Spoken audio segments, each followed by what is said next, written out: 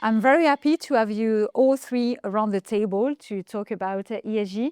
Maybe Alice, do you want to start and introduce yourself? Yeah, with pleasure. Hello, everybody. So I'm Alice Vachet. I'm a French journalist and host of the podcast Longterm, a French podcast about sustainability.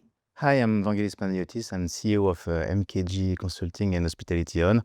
I'm an hospitality lover and very enthusiastic about today's topic. Hi, I'm André Heintz.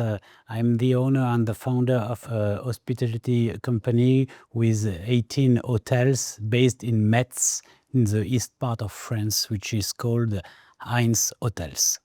I am Agnès Roquefort, Global CDO, Chief Development Officer for Luxury and Lifestyle Brands at Accor, and happy to be with Accor now for 15 years. First question is coming. It's about expectations of our key stakeholders. So what would you say, Alice? As a journalist, I'm not an expert of the hospitality industry, but I'd like to say that sustainability is not an option anymore for all the industries because of the intensification of the regulations, such as CSRD in France, for example. The market demand, customers from all the industries want sustainable companies. Governments, depending the countries and the context we see, but the governments help sustainable companies. Finance, banks, they support startups which want to offer services or products more sustainable. So today, being sustainable is absolutely not a marketing argument, but it has to be part of the strategy of the companies, all the companies. Vangelis, what do you think in our sector? Now, of course, all the politics that were implemented to reduce the carbon footprint goes to the right directions because people now want to have something that differentiates when they're going to choose in which hotel they're going to go or which destination. They will take into consideration that aspect. But also from our colleagues or people working in the hotels, they want to work and to be engaged in a company that is taking care about the community, about the environment, about the planet. So overall, it's a homogeneous ecosystem that we have all to contribute on. And if tomorrow we want to really create value in terms of business, because at the end of the day we have to do some business, we need to do or to have at least a consistent roadmap and invest every year on the new technology, on changing the world step by step. And if we don't do that, at some point we will face a wall of investment or a wall of compliance, and it's our duty to make it every day happen. And because it's our duty, it all starts with the investment and the owner. So André, what you are implementing in your hotels? Yes, I think in hoteliers there is various stage of understanding CSR. We see mostly 5 stages. Some say, oh, CSR has no interest at all. Second one think, maybe I should do something, but not now, next year. Some start with some concrete action to improve things, but very often they don't think enough in terms of impact. They don't go on the actions that brings really improvement. Then starts the company with a real strategy in terms of CSR. That means by taking into account the wishes of the stakeholder, everybody, the ecosystem, building a matrix of interference between the hotel and the other stakeholder, building a strategy, taking a responsible to implement it, the budget, the timing. In this case, we start to put it really in action. Some are even further with excellence, with labels and so on. Yeah, I do have a question. Do you see a growing interest for that topic within your clients, or same at Accor level? Is there really something we can measure? It's the same than with the hoteliers. Some say bullshit, some say we must have it. And maybe to give you some evidences to your question, indeed there is still, let's say, some skeptic, but the good news is that if you look at the numbers, it's pretty similar among the stakeholders. So 70% of the guests declare that they would be more willing to book, let's say, an ESG accommodation. If you look at our global corporate accounts, more than 70% of them have signed, SBTi commitments. If you look at the investors, 79% declare that ESG is important for us, and particularly for funding, and as well for the asset value. So different reason, but you have these numbers that 3/4 of the stakeholders understand the why and why they should go. And some of you mentioned the staff and the people, and we know that more than 80% of the employees prefer to work for a committed company. So we can feel that now stakeholders are aware, as you said, it's no longer an option. There is still a bit of skeptic, but enough people to move forward. But is there a difference between expectations and real actions?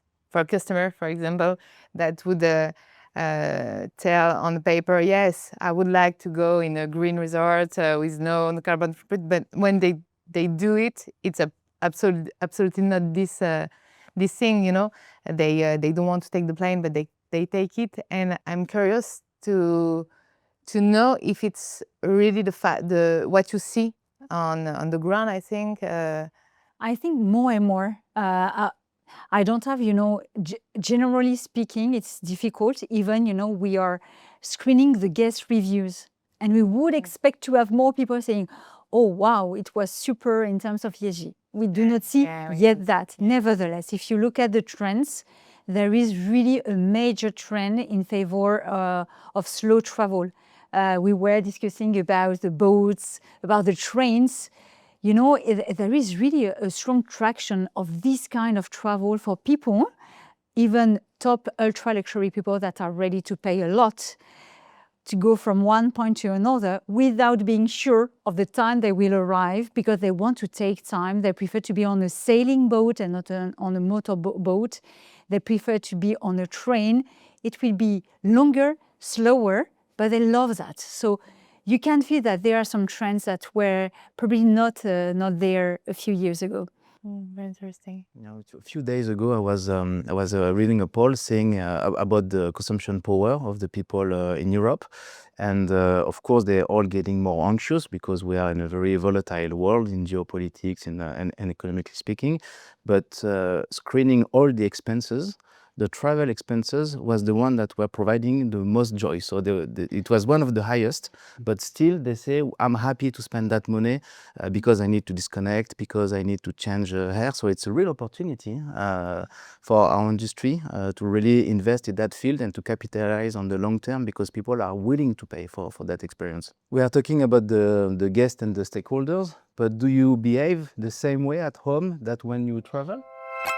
Apparently, this is the iPad saying, what you're thinking about resources and energy?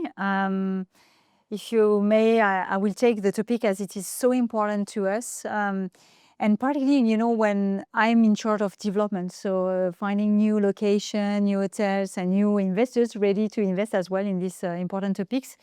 And in fact, finally, 70% of the location in the world have some issues with water availability or water quality. So this is a super important topic. So we're trying to work, of course, hand in hand with the investors, with the owners. And so we're piloting an initiative starting with the measurement. And André, you mentioned it with measuring where we have to act and have an impact. So we've created kind of a ESG scorecard that we're sharing with the owner to measure at the beginning where we stand together. It's like, the diagnosis for your private apartment. So say, where do you stand? Where are the efforts that we should put on the investment on the hotel? Then we are as well supporting the investors and the owners with kind of risk assessment. So we're partnering with AXA, that has a AXA climate tool, to really assess what are the environmental biodiversity risk for the hotel and for the project. And we're sharing that with the owner for him or for her to include that in the renovation investment or in the building and the construction. For example, we were in contact with an owner in Vietnam where you know that there are a lot of typhoon. So that's important that the building is set to resist to this kind of climate impact. The good news as well is that for investors and owners that know that it's dependent for funding, the new builds are in general with a label that you've mentioned, BEAM, BREEAM, or other labels that help the investors to have the proper building. But I must say that we prefer conversion. We love conversion because the impact on the environment and biodiversity is less. So about close to 50 to 60% of our development is with conversion.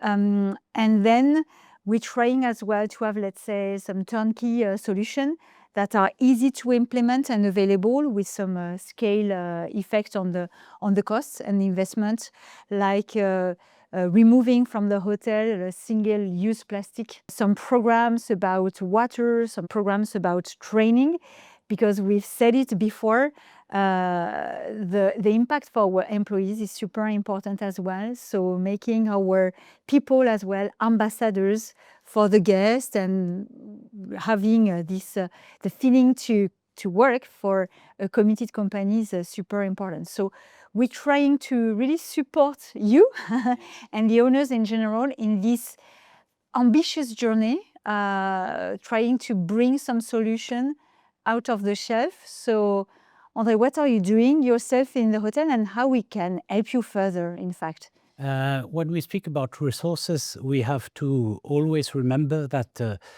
every resources we consume bring an impact mainly on greenhouse gas. So every input has an output.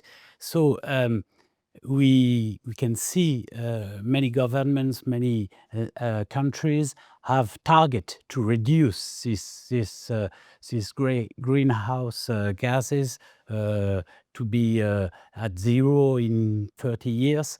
So for example, in a group like mine, what we first did is we measure and we made a bilan carbone, which is a carbon footprint measurement, just to be aware of the first step. So what we learn by doing this is 70% of our impact in terms of carbon comes from the mobility of our clients, which is not very easy for us to improve because it mostly don't depend on us. Second impact is goods, food, services, which is approximately 21%. And then comes energy. So after having measured for the first time, we can say, okay, what can we now improve? And we have to take every part, mobility, refresh, and for each case of carbon emission, we have to think, what can we do to improve? And this is the plan of decarbonation. Sure, this we have to do with all the stakeholders, but it's again, it's very interesting because we have to speak together with our supplier, with our clients, to change their habits, to try to have impact. One thing that we really have the power to improve is the consumption of the energy in our buildings. So, for example, if and there are a lot of laws like Décret tertiaire in France, which oblige us to go down minus 30% in 2030, minus 40%, 2040, and so on. So we can think about it. I am good in terms of insulation, of low consumption heating, and we have to start working on technical things to improve the efficiency of the building. And the building is one thing, and the habits of our staff and of our guests is the second thing, and we can try to encourage them to have the good habits with not cleaning 3 times a day and about food. So there is, after doing the first measurement, we must ask what can we do to improve, and then we have to put everybody around the table to get the improvement. Maybe I just have a question about this. How do you change the habits of your customers without decreasing your standards. Because when you're a luxury hotel, for example, you had some standards, and if you want to decrease your impact and moderate your energy consumption, your food waste or everything like this, you have to change. Yes. How do you Mostly it's about communication. Yeah. And it doesn't have something to do with standard. Do we have to change all the blankets every day in my room? You have this communication. Please throw your towel, your dirty towel on the ground and keep the rest as well. And you can communicate at the breakfast. Very often you have a lot of things different to eat, just not to fill your plate bigger than you can eat. So you don't. So it's quite tricky because you don't have to stigmatize and don't be too critical, but try to make them better. And do you have autonomous buildings that makes their own energy? We have some. I love the example of Fairmont Royal York in Toronto, which is a historical building. So it's even more difficult to manage, but they've invested a lot in terms of renovation, in terms of carbon neutrality. And so they are among the ones to show that it is possible even for a conversion and a historical building. So it's more and more. It's pretty difficult, and maybe André, to ask you, is it according to you a dream, an exception, or is it feasible? When you build something new, you have a lot of obligation. But the real topic is about all the old buildings in the city that are there for 100, 200 years. But zero is maybe the perfection, but what is really important is to try to reduce. And the owner should always remember, when you do these things about carbon reduction, you reduce your cost, you improve the value of your real estate, and it's much easier to get financing from the bank. So it's something good for the planet, but it's something good for your accounts as well. Yeah. And you say, oh, sorry, Vangelis. No, I think it's very important, because I like to say that the golden rule is those who have the gold that rules. So it's very important that you see benefit when you invest, and that there is virtuous forces that push everyone to the right directions. Yes, but maybe about this question, we live in a very financing world, and we should sometimes think about really long term. Long term is not 3 years, it's not 5 years. Long term is 2 generations. So the people who decide don't have to say, I don't get my money back in 5 years. Sometimes they have really to make the action, even if it comes back in 10 years, low consumption versus higher investment. Another good example of where we can bring our customer is about food. There are many questions about food. Is there enough vegetarian? Is it local? What do we do with the waste? It's good, because the next question sent by the iPad is food. Thanks, André, for the transition. Perfect transition, and I'd like to talk about these topics because I interviewed 3 or 4 great entrepreneurs, French entrepreneurs, Lucille Bach from Too Good To Go and Jean Moreau from Phoenix. There are 2 startups that try to reduce food waste. Yeah. And by giving a box of products that would have been in dustbin. So it's great, and also it's inclusive, because people who can't afford great food have such sushis or other goods for quite nothing. So there are many innovations about food waste, but it's still an issue. I saw that food waste is still an issue, and even if we think we do a lot to erase food waste, it's still not enough. So I'd like to ask you, what do you do? No, it's a Sure, good just- field because food, it's something important in terms of experience. We know that we have to bring content back to the hotels. It's really part of what people are expecting. So it's a good field where innovation can meet sustainability. I think that there is a lot of innovation that has been implemented recently in Accor, actually, no? You mentioned it, Alice. Indeed, we're working with Too Good To Go. There are many hotels that are partner. I think including this hotel in Bercy.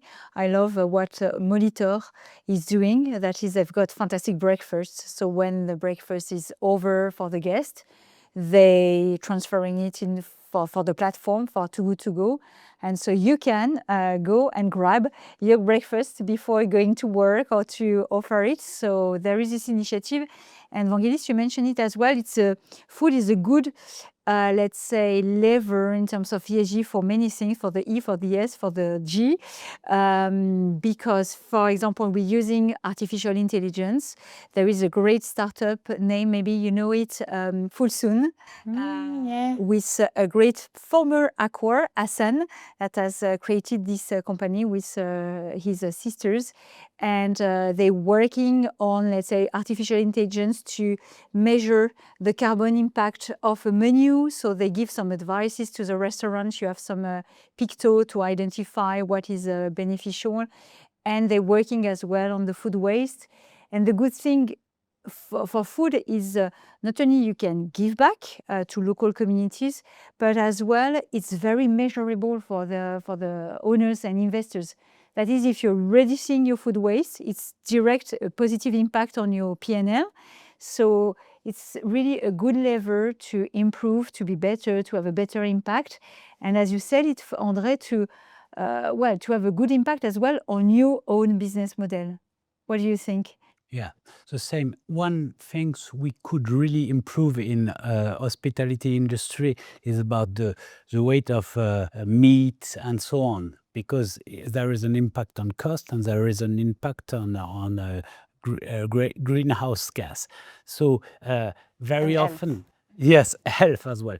I am vegetarian, my daughter as well. So when we come in a restaurant and we see there are 20 plates and one vegetarian or none, we don't feel really welcome, and we just go through. And I think we can reduce the amount of meat and try to put more solution for vegetarian people. But what you said is very interesting, because we often talk about meat and reducing it and being vegetarian, but where your product comes from, it's very important. You can be vegetarian and eat every day chocolate or mangoes, and your footprint is very high. So you have to teach, to educate your customers, and I think it's very interesting Local, seasonal. local, seasonal, yeah, and But you know, coming back to our point about guests and what they perceived, clearly this is something that they are very much in favor of. And when we talk about eco-certification of the hotel, it's a must-have. So it's really a strong trend where we could go even faster, but things are moving. And you mentioned for vegan food, one of the stake as well is to propose some dishes that are really good, not that are mandatory. And exactly, so it's part of as well in terms of education of the staff, of the chef, to be able to give our guests as well very nice, delicious food that are veggie. Nice to hear this. André, you are speaking about your daughter. I have noticed inside the operations there is clearly a generation gap about how the staff is perceiving their role and how they can really change things. So do you perceive that in your hotel, that you have some young guys more conscious about the sustainability, that are really empowered in any initiative, and maybe other ones more old school that are less keen to change? It's various again. But my daughter, when she was 8, she told me, "Dad, you should take into account the impact you have with all the meat you eat." Again, Vangelis, I don't know if it's a good transition, but the last question sent to the iPad is a long-term transformation. This year is going to be the 25th year for the Hospitality Award, which is a good position to see what happened in last quarter century in our industry. Of course, we start with something difficult, as our industry is by nature very intensive in carbon footprint. We are speaking about transportation with the plane or even the car, and there is so many things we can improve and we can play a key role in.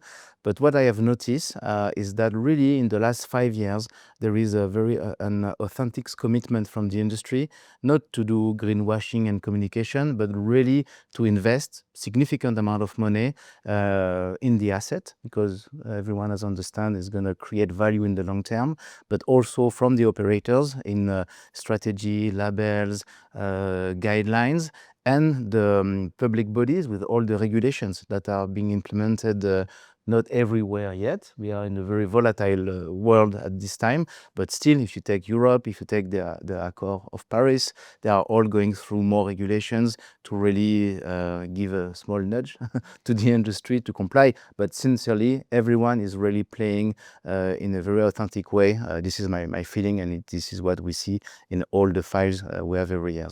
Yes, in terms of transformation, we really have to think about the concrete action we take in our hotels. So, for example, in my company, Heintz Hotel, we have 4 pillars about this CSR. The first one is, what do we do for our staff? About the quality of life and work, about the profit sharing, about that they feel good, because it's very important. If they feel good, they welcome our guests much better. The second pillar is about nature. This is again the carbon footprint measurement, and then decarbonation and reduce all the resources we use. The third pillar is outside the company. What do we do for our territory? For example, in my company, we have a foundation, and we observe all the association making interesting things about for nature, for solidarity in our territory, and we help them. We give them money. It's about charity, but not always just giving money, just giving time to help them to implement their actions. And the fourth pillar is about ethics. What do I think I oblige myself to do or not to do? Discrimination and so on, equality, man, woman. And it's very, very important. The owner has to write the rules to behave one with another, so that everybody see these ethics and moral rules and has to apply them. And we must sometimes make the policy so that everybody work and is happy with the other stuff. It's very interesting. You talked about ethics, and we forgot about it when we talked about sustainability. We talked a lot about ecological issues, but ethics and people are very, very important. For example, for the supplier, about ethics, do I buy things done with Uyghur people? Do I buy something which comes from very far? We have really to think how we can support our own economy in our region, in our land, and maybe the way with ethic and moral is a way to buy better. Sure. And I love that we talk about a lot about investment, about money, but when we mention long-term transformation, to say it's about people as well. We are in a people business. The magic happens in the hotel thanks to people first, and they are indeed instrumental for this long-term transformation. So that's important to train people and to make them really ambassadors of these key topics. We've got at Accor what we name School for Change, which is kind of a university academy, really to train people about ESG, not only E, but as well S and G. And so this year it will be a focus mainly on water stakes. I'm a big sponsor as well of gender diversity, and particularly in our business, we don't have enough female leaders in the GM. It's still about 40%. It's not enough. We can do better. And so we have a lot to do as well to promote diversity, women, but as well culture. And we can do much better. And we had this discussion before starting, André, and you mentioned it in your company, to have this fund and foundation in favor of local communities. We've just launched as well our own volunteering program at Accor to encourage people to give one day and hopefully more to association, to people, and with their own skills or anything but that will give back to local communities to support. It's very important to build bridges between two worlds that doesn't speak very often together, like company and business and association. You're right. But if we can make the link between the two, the bridge, and we can give money, we can give time, and maybe volunteers, if our staff are volunteers in the association that take the good action, our territory is stronger, and if our territory is stronger, again, our hotels, our company are stronger. André, what will be, because you're always looking for your next investment in the hospitality industry, what you will be the most proud in your next project to be able to implement in terms of ESG? I think a real transformation in our industry would be to make the customer pay for what he consumes. So maybe to raise the price of our parking and to lower the price of our rooms, to encourage the people coming by train, maybe to measure the heating, the change of blankets, the liter of shower, and maybe to have an impact on the final bill so that they can see it's not just all in and gratis. My action goes directly to the planet and to my money. Agnès, when you speak with owners and investors, do they feel really that it will create value? It's a strong asset to be ESG virtuous or compliant? Because in the short term, it's not that easy to assess. Of course, we measure and we improve what we measure, but still there is a long road to go. You feel that there are the awareness of the value creation through ESG is there? The maturity, I would say, is very different across the world. I would love to have many André. It's not yet the case, for sure, because of regulation. Europe is much more mature. And to answer your question, I would say 3-4 years ago, it was the main question was why? Why should I go? It's no longer, because you said it, Alice, it's no longer an option. Now it's about how much will it cost? Give me more insight. And so, again, I would love to have, let's say, auto-motivated owners as André. The question is often, what should I invest? How? When? What is the timeline? Should I concentrate everything? We know that it's not possible because it would have a too strong impact on the business model. But now the question, how? By what should I start and what is the timeline? But excuse me, you spoke about cost. It's not always about cost. Sometimes you just save. Yeah, exactly. So it's kind of a return on investment. If you reduce your resources, if you insulate, it's to spend much less money in heating. So that's an important point. But Vangelis, the banker, they just say as the boss who don't understand CSR is just like if they don't said 20 years ago, I don't believe in internet, it will never work. They don't understand the world in which they live. They don't appreciate the change in the mind of the people, and they will disappear if they don't take this into account. And maybe in a few years, or I don't know, not sustainable companies wouldn't exist anymore. I don't know why, but I think that maybe they couldn't just have a place in this world to exist, to still exist. For example, I won't talk about specific industries, but some are just crazy to exist. And today I think it's so important to take care about our environment, our people, that not sustainable companies wouldn't exist anymore then.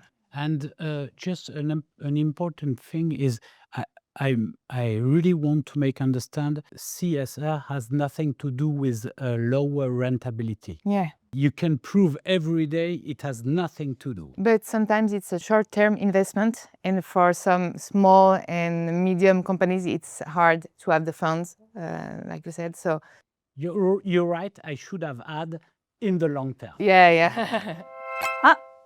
Time's up. Time's up, or what a pity. I would have loved to continue. So, ladies and gentlemen, thanks a lot for our great exchange today, for your great ideas. So, I would like to offer you to meet again in 1 year after having tested these very innovative ideas about price and guests. With pleasure. Yeah, it will be a pleasure. Thank you, Agnès.